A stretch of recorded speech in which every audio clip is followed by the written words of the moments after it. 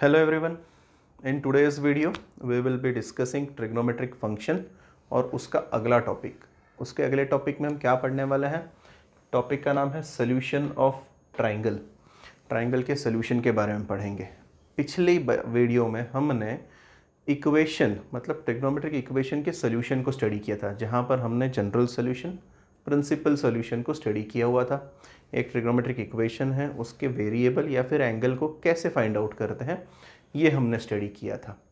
In this video हम पढ़ेंगे solution of a triangle. Solution of triangle पढ़ने से पहले एक ट्राइंगल को रिप्रेजेंट कैसे किया जाता है, हालांकि कुछ बच्चे जानते होंगे, कुछ नहीं जानते हैं, मेरा काम है बताना।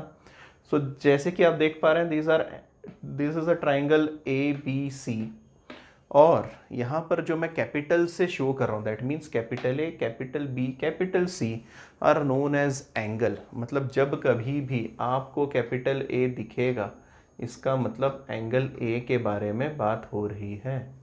इतनी बेसिक चीज़ ध्यान में रखनी है। तो सर साइड्स के बारे में क्या? सो साइड बी सी को हम स्मॉल ए से रिप्रेजेंट करते हैं, साइड ए सी को हम स्मॉल बी से रिप्रेजेंट करते हैं, और साइड ए बी को स्मॉल सी से रिप्रेजेंट करते हैं। कैसे पता चलेगा? तो एंगल ए के सामने वाली बाजू को हम स्मॉल ए से रिप्रेजेंट करते हैं, एंगल बी के सामने वाली साइड को हम बी से, और सी के सामने वाली साइड को स्मॉल सी से रिप्रेजेंट करते हैं। So basically these are angles. Capital में जो शो किए वो एंगल्स हैं, और जो स्मॉल लेटर में शो किया गया है दैट आर योर साइड्स। अब हालांकि नेक्स्ट चीज़ आप पहले ही पढ़ के आए हैं क्लास 11th में, जिसको हम कहते हैं कार्टेशियन कोऑर्डिनेट्स और पोलर कोऑर्डिनेट्स। कार्टेशियन कोऑर्डिनेट्स हम एक्स और वाई से रिप्रेजेंट करते हैं, पोलर कोऑर्डिनेट्स हम आर और थीटा से रिप्रेजेंट करते हैं। ये चीज़ आपने कॉम्प्लेक्स नंबर में पढ़ी हुई है, ट्रिगो में पढ़ी हुई है, पहले से आप जानते हैं। यहाँ पर क्या नया आने वाला है वो मैं आपको लेटर ऑन बताऊँगा। एक्स की value r cos theta, y की वैल्यू आर साइन थीटा, ये हमने वहीं पर पढ़ा हुआ था क्लास 11th में। उसी के साथ साथ हमने पढ़ा था आर की वैल्यू आती है under root x square plus y square, और थीटा की जो वैल्यू आती है वो आती है tan inverse y upon x. तो ये नई चीज़ें हैं, ये आपको ध्यान में रखना है। tan इनवर्स का यूज़ हम करेंगे, इस बार हम इनवर्स ट्रिग्नोमेट्री पढ़ेंगे, इसलिए उसमें हम यूज़ कर सकते हैं। ओके, सो ये सारी चीज़ें आपको पहले ही हो चुकी है, ये कोई नया टॉपिक नहीं है, 11th स्टैंडर्ड में आपका हो चुका है, और उम्मीद है कि आपको पहले से ही आता है, क्योंकि जब हम एक्सरसाइज स्टार्ट करेंगे तो कुछ इनिशियल क्वेश्चंस पोलर कोऑर्डिनेट्स और कार्टेशियन कोऑर्डिनेट्स पर रहने वाले हैं। Now moving to next part. यहाँ पर कुछ फॉर्मूले आपको आने वाले हैं, ये आपको नोटबुक के लास्ट में लिखनी है, जैसा मैंने आपको कहा है for your easy reference. Sine rule, cosine rule, projection rule. What do you mean by sine rule? तो साइन रूल में कहता है a upon sine a is equal to b upon sine b equal to c upon sine c, and this ratios are constant.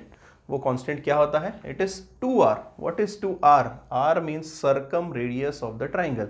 मतलब triangle को circumscribe करने वाला जो circle रहता है उसकी जो रेडियस रहती है that is known as your capital R। अब क्योंकि ये r कांस्टेंट होता है, इसीलिए हम कहते हैं कि 2r को हम k से भी रिप्लेस कर सकते हैं, इसीलिए इसके वेरिएशंस है। वेरिएशन में कुछ नहीं है, a upon sine A, b upon sine B, c upon sine C equal to 2r था, 2r को मैंने k से रिप्लेस किया, that is your constant. Similarly अगर मैं इन्वर्टेंडो लगा देता हूँ, ये रेसिप्रोकेट हो जाते हैं, तो भी आप लिख सकते हैं sine A upon a, sine b upon B, sine c upon c equal to k. So these two are variation. जिस तरीके से क्वेश्चन आएगा उस तरीके से आप इन फॉर्मूलों का यूज़ कर सकते हैं। Next one is A upon B sine A upon sine B, ये तो यहीं से निकल जाता है, देखो बी अपॉन में आ जाएगा, साइन ऊपर चला जाएगा, so a upon b equal to sine A upon sine b. Similarly ये वाला पार्ट, ठीक, टेक्स्ट बुक में हालांकि एक और पांचवी चीज़ भी दी हुई है, वो भी आप चेकआउट कर सकते हैं, इसी से हम फाइंड आउट कर सकते हैं। अब रहा सवाल इसके प्रूफ का। मैंने इसका प्रूफ पहले ही आपकी जूम मीटिंग में लिया हुआ है, मैं उस मीटिंग का लिंक डिस्क्रिप्शन में दे रहा हूँ, चेकआउट करें। जूम मीटिंग में मैंने ये सारे एक बार में ही इन सब के प्रूफ करवा दिए हैं, इनके प्रूफ, हालांकि इसके बाद वाले फॉर्मूलों के भी प्रूफ मैंने उसमें करवाए हैं, तो काइंडली चेकआउट करें। मूव करते हैं कोसाइन रूल की तरफ for quick revision. Cosine rule is a square is equal to B square plus C square minus 2 b c cos a. ठीक है, सिमिलरली बी स्क्वायर का फॉर्मूला, सी स्क्वायर का formula, ये सारे नोटबुक में आपके होने चाहिए इजी रेफरेंस के लिए। नेक्स्ट वन, इसी का दूसरा रूप, आपको सिर्फ कॉस ए की वैल्यू अगर चाहिए तो हम क्या कर सकते हैं, cos A is equal to B square plus C square minus A square upon 2bc and so on cos B और कॉस सी हम फाइंड आउट करते हैं। Next one is projection rule. जिनको प्रोजेक्शन के बारे में नहीं पता है, आपको पता है प्रोजेक्शन क्या होता है, कि किसी की परछाई कैसे गिरेगी उसे हम कहते हैं प्रोजेक्शन। इन शॉर्ट, अगर ये आपका ट्राइंगल है और ऊपर अगर आपका लाइट सोर्स है, ठीक है, तो इसकी जो परछाई है वो कहाँ गिरेगी, वो एग्जैक्टली परपेंडिकुलर गिरेगी। सो परछाई जो है that means the projection of, अगर मैं इसका नामकरण करूं ए बी सी, यहाँ पर ए आ जाएगा, यहाँ सी आ जाएगा, यहाँ बी आ जाएगा, तो सी का प्रोजेक्शन या फिर कहें साइड ए बी का जो प्रोजेक्शन है वो सिर्फ इतना सा रहेगा। हम इस प्रोजेक्शन को फाइंड आउट कर सकते हैं। कैसे फाइंड आउट कर सकते हैं, सो दैट सी का प्रोजेक्शन कहाँ गया है, हमारे पास में फॉर्मूला है c is equal to a cos b plus b cos a, इस तरीके से। So this is projection rule. Projection rule में हम प्रोजेक्शन फाइंड आउट करते हैं। एप्लीकेशन चल रहा है, ये जो सोल्यूशन ऑफ ट्राइंगल है दिस इज बेसिकली और एप्लीकेशन। साइन रूल से हम किसी भी साइन रेशियो को फाइंड आउट कर सकते हैं। दूसरी चीज़, सोल्यूशन ऑफ ट्राइंगल में एक जो महत्वपूर्ण चीज़ है कि अभी आपने क्या क्या चीज़ देखी, आपने देखा कि एक ट्राइंगल में 3 साइड्स हैं, 3 एंगल हैं, तो जो अननोन चीज़ें निकालना रहता है ना, मतलब आपको कुछ चीज़ें गिवन होंगी, something will be given to you, और कुछ उसको फाइंड करना होगा आपको। जो चीज़ें आपको फाइंड करनी रहेंगी उसी को हम कहते हैं सोल्यूशन ऑफ ट्राइंगल, ठीक। और उन चीज़ों को फाइंड करने के लिए आपको इनमें से किसी ना किसी फॉर्मूले की ज़रूरत पड़ेगी। अब ये ध्यान रखें कि कभी ऐसा ना हो जाए कि सामने वाले ने आपको 3 एंगल्स दे दिए और उसने बोला भैया 3 साइड्स ढूंढ के बता दे। नहीं, आप नहीं ढूंढ पाएंगे, क्योंकि अगर वो 3 एंगल्स देता भी नहीं, वो सिर्फ 2 एंगल्स देता तो भी आपका काम बनने वाला था। सो ये चीज़ ध्यान रखें कि आपको क्या चीज़ मेंशन आउट की गई है, क्योंकि भैया ट्राइंगल के तीनों एंगल का सम 180 होता है, तो अगर उसने आपको 2 एंगल दिए रहते तो तीसरा तो आप वैसे भी निकाल लेते, उसमें कोई बड़ी बात नहीं है। सो 3 एंगल्स दिए हैं और 3 साइड्स ढूंढना नहीं, हाँ रेशो ढूंढना है। So you may find out ratio of 3 sides, पर 3 साइड्स नहीं ढूंढ पाएंगे क्योंकि the data given is not sufficient. तो उसके लिए क्या चीज़ ज़रूरी है सर, उसके लिए ज़रूरी ये है कि आपको कम से कम 2 साइड्स और 1 एंगल दें, या फिर 2 एंगल्स एंड 1 साइड प्रोवाइड कर दें, ताकि आप बचे हुए चीज़ों को फाइंड आउट कर लें। तो जब आपको ये चीज़ दी होती है, जैसे उसने 2 साइड्स दी है और 1 एंगल दिया है, तो तीसरी साइड फाइंड करना और बचे हुए 2 एंगल फाइंड करना, इसको कहते हैं हम सोल्यूशन ऑफ ट्राइंगल। उसके लिए क्या यूज़ किया जाता है, उसके लिए ये फॉर्मूले यूज़ किए जाते हैं। इनके प्रूफ मैं पहले ही दे चुका हूँ, वो चेकआउट करें। अब जब एंगल्स ज़्यादा रहते हैं और साइड्स कम रहती हैं तब आप साइन रूल का यूज़ करेंगे। जब साइड्स ज़्यादा रहती हैं और एंगल कम रहते हैं तब आप कोसाइन रूल का यूज़ कर सकते हैं। तो दोनों फॉर्मूले कैसे यूज़ करने हैं, इसके भी लिए आपको दिमाग थोड़ा सा लगाना पड़ेगा। पहली चीज़ तो इनको याद कर लें अच्छे तरीके से, फिर चेकआउट करेंगे एक्सरसाइज में कैसे यूज़ करना है। अब सोल्यूशन ऑफ ट्राइंगल का ही नेक्स्ट पार्ट, जहाँ पे हम साइन और कोसाइन रूल्स को यूज़ करने वाले हैं। That means this are application of sine rule and cosine rule. जैसा कि आप पहले से ही जानते हैं कि a plus B plus C upon 2s होता है। ये आपने कक्षा 10वीं 9वीं 8वीं कहीं तो भी पढ़ा होगा, जब आप area of triangle find out करते थे हेरॉन्स फार्मूला से। So basically this s was your semi perimeter of triangle, या फिर सरल भाषा में कहें तो a plus B plus c is 2s, that is your perimeter of triangle is a plus B plus c, तीनों sides का सम पेरीमीटर होता है, ये तो आप जानते हैं। अब यहीं से हमने डिराइव किया है हाफ एंगल फॉर्मूले, जो कि है साइन a/2 का फॉर्मूला, कॉस a/2 का फॉर्मूला, tan a/2 का फॉर्मूला। मतलब अगर एंगल का अगर आपको हाफ निकालना है, उसका साइन रेशियो निकालना है, उसका कॉस रेशियो निकालना है या tan रेशियो निकालना है, तो उनके लिए यहाँ पे फॉर्मूले मेंशन है। अगेन इसके प्रूफ मैं करवा चुका हूँ, उस वीडियो को चेकआउट करिए आराम से। So sine A by two is under root S minus B S minus C upon B C. अब ध्यान रखिए मैंने यहाँ पे सिर्फ साइन ए बाई टू लिखा है, इसका मतलब आप यहाँ से निकाल सकते हैं साइन बी बाई टू। जब बात आती है साइन बी बाई टू की तो यहाँ आएगा S minus A S minus C upon में ए सी आ जाएगा। इसी तरीके से आप साइन सी बाई टू भी फाइंड आउट कर सकते हैं। Next one is cos A by two. Cos A by two is S S minus A upon में बी सी। अगर मैं बात करूँ कॉस बी बाई टू की, it will be S S minus B upon में A सी। ठीक है, और इसी तरीके से कॉस सी बाई टू भी आप फाइंड आउट कर सकते हो। बाकी टेक्स्ट बुक में तो आपको सारी चीज़ें मेंशन की हुई है, प्रूफ वहाँ पे भी लिखे हुए हैं और मैंने भी अलग से करवाए हैं। Next one is tan a by two. tan a by two is s minus B S minus C upon s S minus a. वो तो आप इनको डिवाइड करके भी फाइंड आउट कर सकते हैं, और जिस तरीके से आपको tan a बाई टू मिला आप tan b by two tan c by two भी फाइंड आउट कर सकते हैं। नेक्स्ट एप्लीकेशन आपको पहले से ही पता है, अगर इसके प्रूफ को आप स्टडी करेंगे तो आपको ध्यान में आएगा, अच्छा जब आपको हेरॉन्स फार्मूला दिया गया था तब आपको उस स्टैंडर्ड में बताया नहीं गया था कि ये कहाँ से आता है। वो आता है यहाँ पर 11th स्टैंडर्ड में, और उसका फॉर्मूला ये है आपके सामने। ठीक है, so area of triangle is S S minus A S minus B S minus C. This is your Heron's formula. तो जब आपको पहले टीचर ने ये फार्मूला दिया होगा तब बताने से मना कर दिया होगा कि भैया इसका प्रूफ नहीं है, आप इसको रट लें। क्यों बताया था? क्योंकि अब आपको ये फार्मूला और उसका प्रूफ आ रहा है। Next one is Napier's analogy.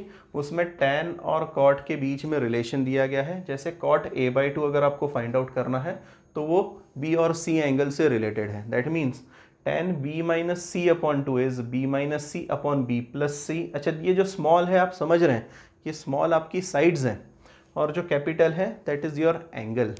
ठीक है, और जिस तरीके से आपने b माइनस सी निकाला उसी तरीके से आप यहाँ पर tan a माइनस सी निकाल सकते हैं, उसी तरीके से आप tan a माइनस बी निकाल सकते हैं और यहाँ पर रिस्पेक्टिव वैल्यूज़ पटक सकते हैं। So that's it. यहाँ तक के जो फॉर्मूले हैं ये सारे काम के हैं। चैप्टर वैसे ही बहुत इंपॉर्टेंट है, इनको अच्छे से मेंशन आउट करिए। अब हम मूव करते हैं एक्सरसाइज की तरफ, और हाँ इनके प्रूफ भी अच्छी तरीके से रीड आउट कर लीजिएगा, वीडियो चेकआउट कर लें, और उन प्रूफ को भी अच्छी तरीके से एक अलग नोटबुक में सारे थ्योरम्स के प्रूफ लिखें, क्योंकि लेटर ऑन ये थ्योरम्स ही आपको ज़्यादा बचेंगे, क्योंकि थ्योरम के प्रूफ जो है उसके शॉर्ट मार्क्स रहते हैं आपके। तो एक अलग से नोटबुक बनाएं जिसमें सारे के सारे प्रूफ्स ही प्रूफ रहें।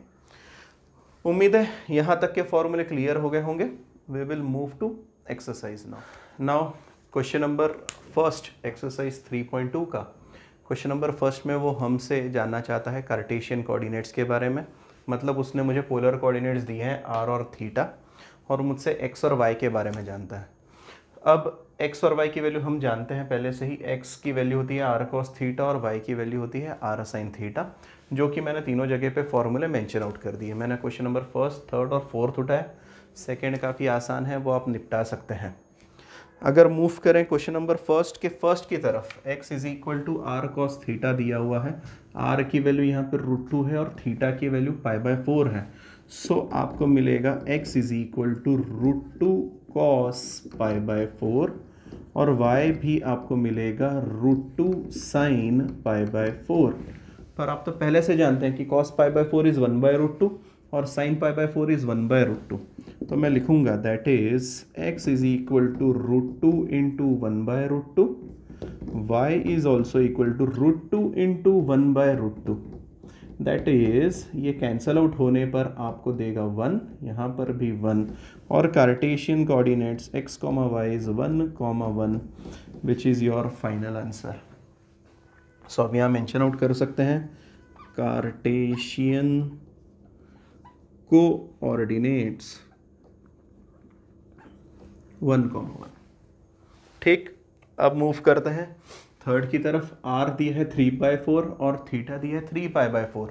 अगेन उसी तरीके से जाएंगे तो x की वैल्यू आएगी 3/4 cos 3π/4 और y की वैल्यू आएगी 3/4 sin 3π/4। ठीक है, पहली चीज़ 3π/4 होता क्या है? तो 3π/4 शायद से पाई माइनस π/4 होता है। ठीक है, पाई माइनस π/4 मतलब देखिए 3π/4 हो रहा है। एलसीएम चेकआउट करें। तो इसका मतलब है पहली चीज़ पाई है तो this is no change line. जिनको ये चीज़ें नहीं आती है 11th स्टैंडर्ड की वीडियोस चेकआउट करें, जिसमें मैंने ये वैल्यूज़ कैसे फाइंड आउट करते हैं वो बताया हुआ है। So pi minus pi by 4, pi line मतलब होती है नो चेंज वाली लाइन। नो चेंज का मतलब होता है उस लाइन पर कॉस का कॉस रहता है, साइन का साइन रहता है, कोई चेंजेस नहीं होती। तो चेंजेस कहाँ होता है? पाई माइनस पाई बाय 4 का मतलब होता है दूसरी चीज़ सेकेंड क्वाड्रेंट, और सेकेंड क्वाड्रेंट में सिर्फ साइन पॉजिटिव होता है और कॉस नेगेटिव होता है। ठीक है, और इसी का हम यूज़ करने वाले हैं। इसका हम यूज़ कैसे करेंगे? तो हम लिखेंगे that is x is equal to 3/4। क्या लिखा था हमने? 3π/4 को pi minus pi by 4, that means it will be cos π/4। पर क्योंकि कॉस सेकेंड क्वाड्रेंट में नेगेटिव होता है इसीलिए मुझे माइनस साइन लगानी पड़ेगी, तो मैं माइनस साइन इसके आगे लगा दे रहा हूँ। ठीक, इसी के साथ साथ y की वैल्यू हो जाएगी 3/4 साइन π/4। ठीक है, पर क्योंकि साइन सेकेंड क्वाड्रेंट में पॉजिटिव रहता है इसलिए मैंने यहाँ पे कोई साइन चेंज नहीं किया है। नाउ दिस विल भी x is equal to -3/4 cos π/4 का मतलब होता है 1/√2। y की वैल्यू होगी 3/4 और साइन π/4 की वैल्यू भी होती है 1/√2। दैट इज x, y, या फिर लिखें हम लगाएं कार्टेशियन कोऑर्डिनेट्स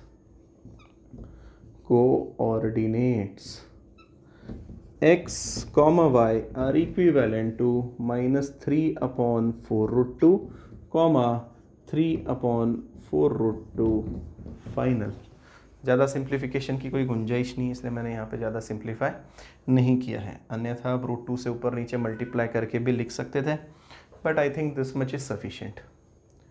नेक्स्ट फोर्थ वाले में है आर थीटा, आर दिया हुआ है, थीटा दिया हुआ है। वापस से अगर हम कूच करें सो x की वैल्यू होगी 1/2 cos 7π/3, y की वैल्यू होगी आपकी 1/2 sin 7π/3। ठीक है, अब 7π/3 क्या होता है सर? तो 7π/3 को थोड़ा मैदान में लाते हैं, एक बार चेकआउट करते हैं। 2π माइनस π/3 होता है क्या, पहले चेक करते हैं। तो ये 3 to the 6, 6 minus 1 5, नहीं सर वो नहीं आ रहा है। अच्छा तो जोड़ लो एक, ओके 6 + 1 7, 7 π/3 आ रहा है।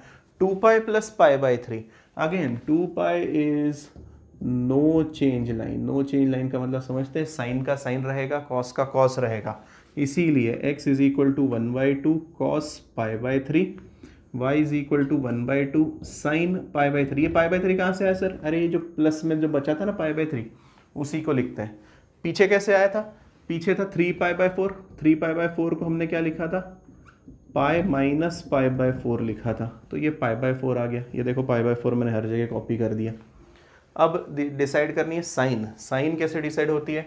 तो 2π आपका आता है यहाँ पर, 2π में प्लस किया जाएगा तो आप जाएंगे फर्स्ट क्वाड्रेंट में, और फर्स्ट क्वाड्रेंट में दोनों ही लोग पॉजिटिव होते हैं इसलिए कोई साइन चेंज नहीं होगा, एज इट इज आएंगे।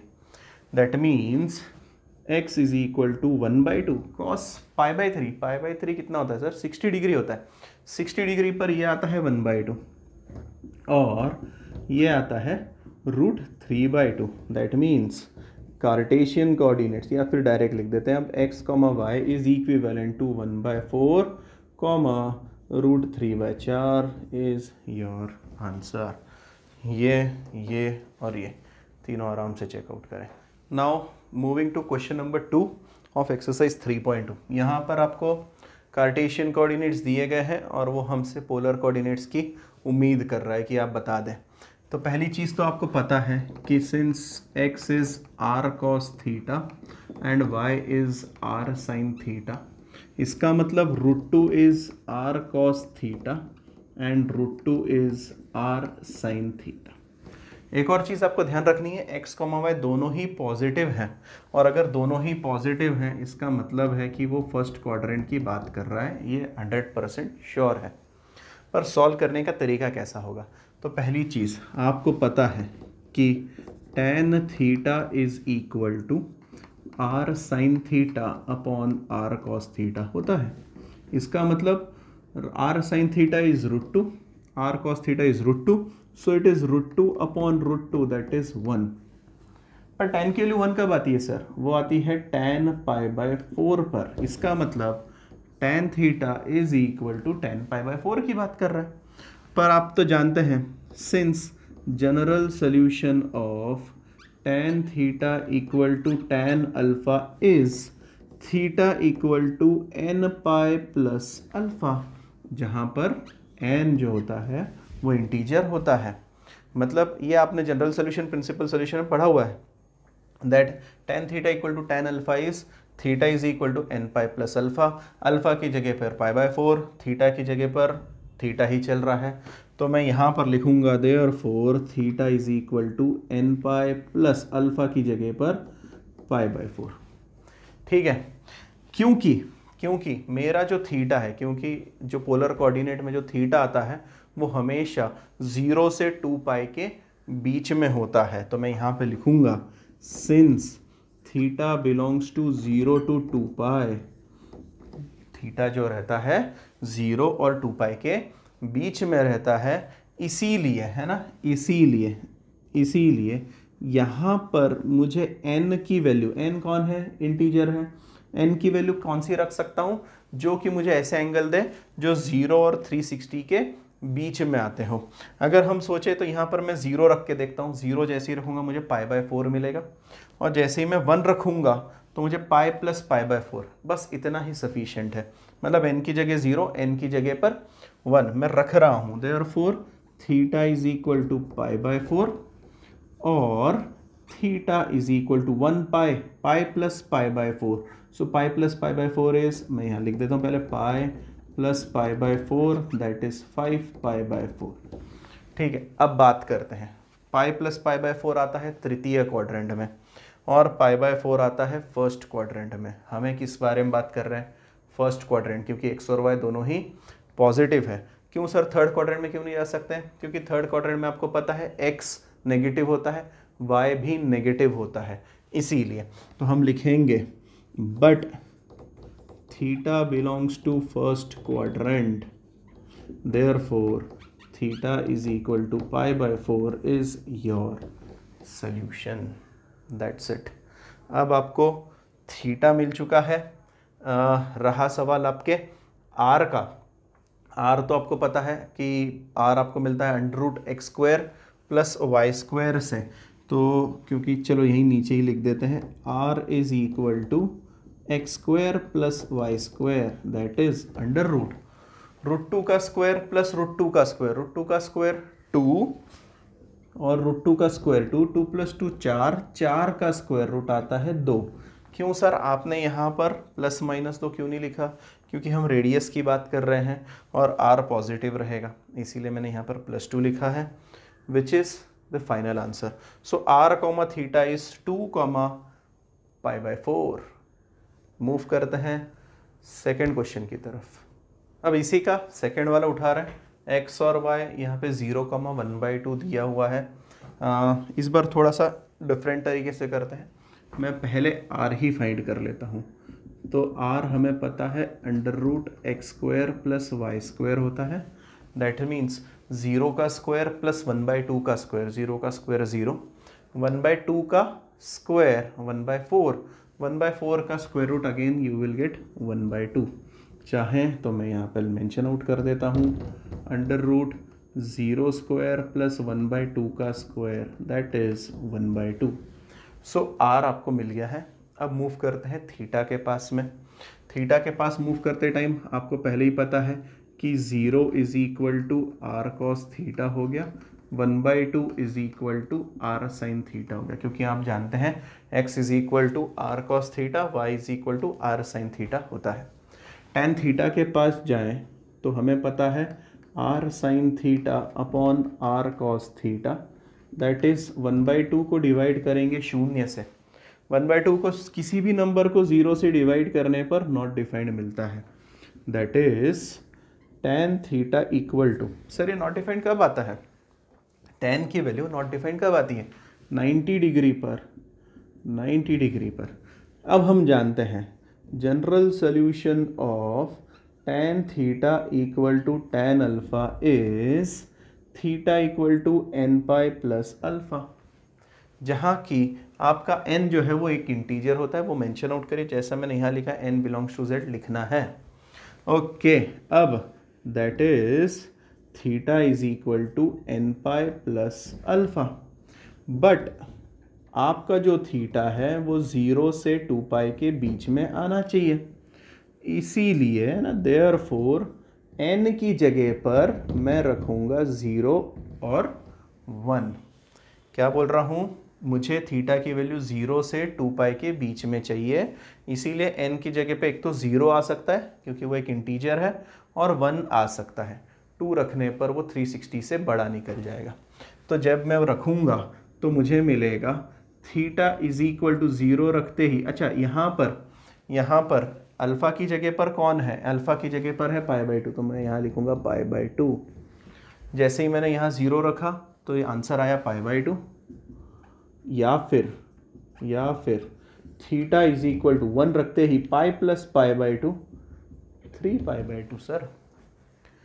अब बात करते हैं कि हमारा थीटा या फिर हमारे x और y कहाँ लाई करते हैं, क्योंकि हमारा x और y, देखो x 0 है और y जो है हमारा वो 1/2 है, दैट मीन्स x 0 होता है y एक्सिस पर और 1/2 मतलब y पॉजिटिव है, मतलब ये ऊपर की तरफ जा रहा है। तो मैं यहाँ लिखूँगा since x, y lie on positive y axis, इसीलिए थीटा की वैल्यू हमारी आएगी पाई बाई 2। देयरफॉर आप लिख सकते हैं r कॉमा थीटा, r की वैल्यू कितनी आई है हमारी 1/2, थीटा की value pi by 2 is the final answer. Last line आपको मेंशन आउट करनी है, polar coordinates are r comma theta equivalent to 1/2 comma pi by 2।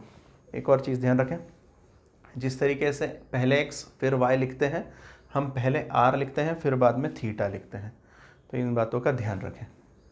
Moving to third part, x, y दिया हुआ है। अगेन मैं पहले r के पास चले जाता हूँ, थोड़ा सा इस क्वेश्चन को ऊपर से स्टार्ट करते हैं, थर्ड वाले क्वेश्चन को, ताकि नीचे जगह मिल जाए। x, y जो था आपका दिया हुआ था 1 माइनस रूट 3, r की वैल्यू under root x square plus y square, that is 1 square minus root 3 का स्क्वायर, ठीक है, माइनस रूट 3 का स्क्वायर 3 प्लस 1 4 और 4 का रूट 2, r की वैल्यू 2 मिल गई। मूविंग टू tan थीटा, तो मैं लिख दूं tan theta is equal to आपको मिलता है r sine theta upon r cos theta, r sine theta upon r cos theta, या फिर माइनस रूट 3 अपॉन 1। अब ये माइनस रूट 3 कब आती है वैल्यू, है ना, तो पहली चीज़ तो इसको लिख लेते हैं माइनस रूट 3। tan की वैल्यू माइनस रूट 3 आने से पहले हम सोचेंगे कि tan की वैल्यू रूट 3 कब आती है, tan की वैल्यू रूट 3 कब आती है, तो tan की वैल्यू रूट 3 आती है। मैं थोड़ा इसको यहाँ पर लिखता हूँ, हमें पता है कि tan 60 डिग्री इज रूट 3, पर क्योंकि ये माइनस रूट 3 है तो मैं यहाँ पे पहले लिखूँगा that is tan theta is equal to minus tan pi by 3। देखो अभी थीटा और पाई बाई 3 का कोई रिलेशन नहीं लगेगा, क्यों नहीं लगेगा, क्योंकि एक पॉजिटिव है दूसरी नेगेटिव है, हम इसको कंपेयर नहीं कर सकते। तो क्या किया जाए, तो हमारे पास में इसका एक सोल्यूशन है कि आप या तो करें कि माइनस साइन को अंदर पुट आउट कर दें, या फिर दूसरी चीज़ आप फाइंड आउट करें कि पहला नेगेटिव tan कब मिलता है आपको। पहला नेगेटिव tan मतलब सर क्या बात कर रहे हो आप, तो देखो भैया ये first all students take coffee, मतलब यहाँ पे तो सारे के सारे पॉजिटिव है, फर्स्ट नेगेटिव आपको मिलता है द्वितीय क्वाड्रेंट में। कौन से क्वाड्रेंट में, सेकंड क्वाड्रेंट में। और सेकंड क्वाड्रेंट के लिए हमारे पास फॉर्मूला होता है पाई माइनस थीटा वाला। कौन सा फॉर्मूला होता है, पाई माइनस थीटा वाला।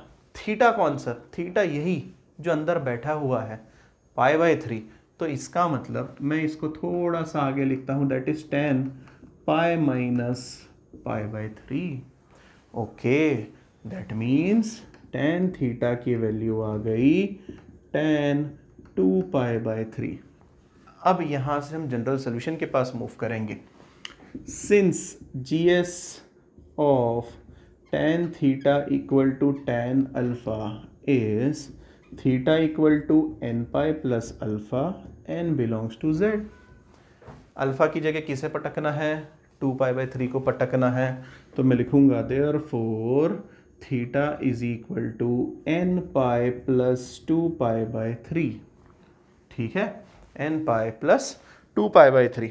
अब देखिए n की वैल्यू कैसे होती है? अच्छा, हमें पता है थीटा की वैल्यू 0 से 2 पाई के बीच में होती है, तो मैं ये भी लिखूंगा ऑल्सो थीटा जो है वो बिलोंग करता है 0 से 2 पाई के बीच में। तो मतलब n की वैल्यू मैं 0 रख सकता हूँ। कैसे सर? 0 रखते ही 2 पाई बाई 3 आ गई। अच्छा, तो ये बात तो हो गई हमारी सेकेंड क्वाड्रेंट की। अगर आपने n की जगह 1 रख दिया तो पाई प्लस थीटा, मतलब मैं थर्ड क्वाड्रेंट में जाऊंगा। क्या मैं 2 रख सकता हूँ? नहीं सर, 2 रखते ही आप चले जाएंगे 2 पाई प्लस में, दैट मीन 360 के ऊपर। इसीलिए मैं लिखूंगा therefore n is equal to 0 and 1, that is theta is equal to 0 रखने पर 2 पाई बाई 3 और 1 रखने पर 1 जब रखूंगा तो 3 plus 2 5, so theta is equal to 5 pi by 3। आपको दो आंसर्स मिल गए यहाँ पर। ठीक है, तो एक आपको मिल गया 2 और एक मिल गया 5 पाई बाई 3। पर कहानी कहाँ की चल रही है? अब कहानी कहाँ की चल रही है? देखो, x पॉजिटिव है, y नेगेटिव है। x positive, y negative quadrant में कहाँ आता है? तो मुझे पता है ये पॉजिटिव पॉजिटिव है, यहाँ पर नेगेटिव पॉजिटिव चल रहा है, यहाँ नेगेटिव नेगेटिव चल रहा है और यहाँ पॉजिटिव नेगेटिव। अच्छा जी, आप जो बात कर रहे हैं वो इस क्वाड्रेंट की बात कर रहे हैं। इस क्वाड्रेंट में कौन आ रहा है?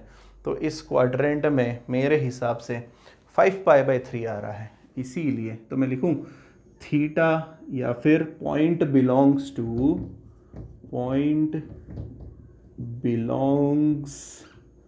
टू चतुर्थ quadrant, therefore theta is equal to 5 pi by 3। Therefore polar coordinates equivalent to r comma theta. r था मेरा 2, थीटा मेरा 5 pi by 3। That's it. So इस तरीके से आपको सारे क्वेश्चन सॉल्व करने हैं।